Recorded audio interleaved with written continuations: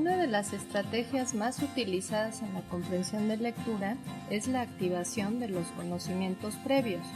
Generalmente, cuando leemos un texto, antes de empezar ya tenemos algunos conocimientos sobre el tema del que se va a tratar. Antes de comenzar a leer, es recomendable activar estos conocimientos. Es decir, hay que pensar, ¿qué sé sobre el tema? ¿Qué información tengo al respecto? Esto te ayudará a darle una estructura a la lectura y a entender mejor su contenido. Una forma de activar estos conocimientos consiste en hacer predicciones sobre lo que dirá el texto e irlas confirmando o descartando a medida que leemos. Pero cuidado, nuestros conocimientos previos no siempre coinciden con lo que se dice en el texto. Cuando tengas que contestar preguntas sobre la lectura y sobre todo si se trata de un examen, es muy importante que respondas con base en lo que se afirma en el texto, no en lo que tú sabes, piensas u opinas, pues en ocasiones esto puede diferir de lo que plantea el autor. Otra de las estrategias que puedes utilizar para facilitar la lectura es recurrir a los aspectos visuales que enmarcan el texto.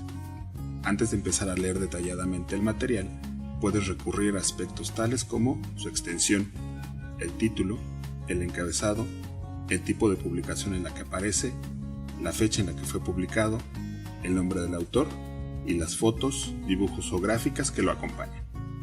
Todos estos elementos te orientarán para saber qué tipo de información esperar al leer este material. En el siguiente módulo verás que hay diferentes géneros textuales y que dependiendo de sus características leemos de distintas maneras. El tipo de texto que leemos determina cómo leerlo. Por ejemplo, ayuda a decidir qué información buscamos y por lo tanto a qué profundidad lo leemos.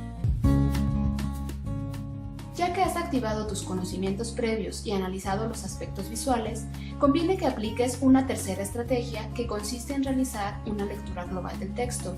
En inglés, a esta técnica se le conoce como skimming y en español se le puede llamar también lectura veloz, rápida o de ojeada. Con esta estrategia, al echar un vistazo al texto, en tan solo unos minutos podrás darte cuenta del tema que trata y de cómo está organizado. Esto te ayudará también a saber dónde encontrar información específica en la siguiente fase. Así como vimos en el ejercicio anterior que no es necesario leer cada letra para comprender una palabra, tampoco es indispensable leer todas las oraciones de un texto para entenderlo. Para la estrategia de lectura rápida, algunos autores recomiendan leer solamente las primeras líneas de cada párrafo. Algunos otros sugieren leer en diagonal, no horizontalmente como solemos hacerlo, pues aquí el propósito es hacerse una idea muy general del contenido y de cómo está presentado. Por esto, es muy importante que al utilizar esta estrategia, tomes muy pocos minutos para tener un primer acercamiento al material que se te presenta. En esta fase, no debes preocuparte por captar información específica, sino solo por hacerte una idea global del texto.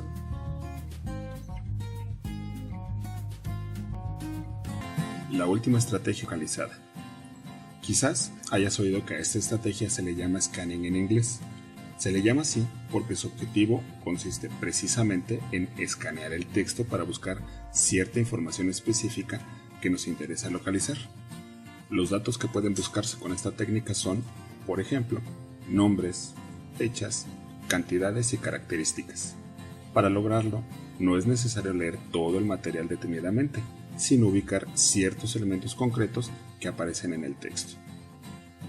Si contrastamos ambas estrategias, la lectura global nos permite hacernos una idea del tema general y de la estructura del texto, y a partir de ahí, por medio de una lectura más focalizada, podemos obtener información más precisa. En los siguientes ejercicios podrás practicar esta estrategia de lectura focalizada para escanear el texto y ubicar la información que necesitas.